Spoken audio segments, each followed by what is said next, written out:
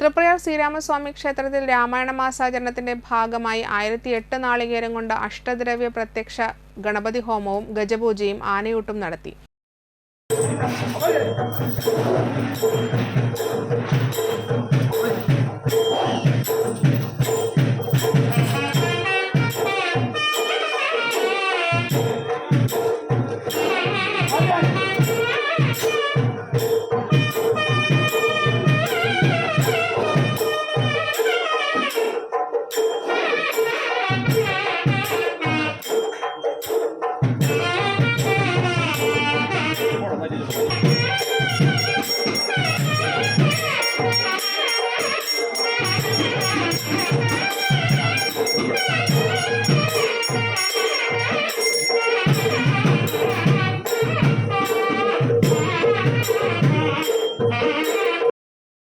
ക്ഷേത്രം തന്ത്രി തരണനല്ലൂർ പത്മനാഭൻ നമ്പൂതിരിപ്പാടിന്റെ നേതൃത്വത്തിൽ ഗണപതി ഹോമം നടന്നു. 11 ആനകൾ ആനയൂട്ടിൽ പങ്കെടുത്തു. എറണാകുളം ശിവകുമാറിന് ആദ്യ ഉരുള നൽകി കൊച്ചിൻ ദേവസ്വം മെമ്പർ പ്രേംരാജ് ചൂണ്ടലത്ത് ചടങ്ങിന് തുടക്കം കുറിച്ചു. കൊച്ചിൻ ദേവസ്വം ബോർഡ് പ്രതിനിധി P Bindu, deputy commissioner Sunilkumar, deputy secretary Manoj Kumar, Thrissur group assistant commissioner Bijikumar, assistant commissioner Sheeja, Devaswom manager Suresh Kumar, ക്ഷേത്ര ഉപദേശക സമിതി അംഗങ്ങളായ രാജൻ, പ്രകാശൻ എന്നിവർ നേതൃത്വം നൽകി.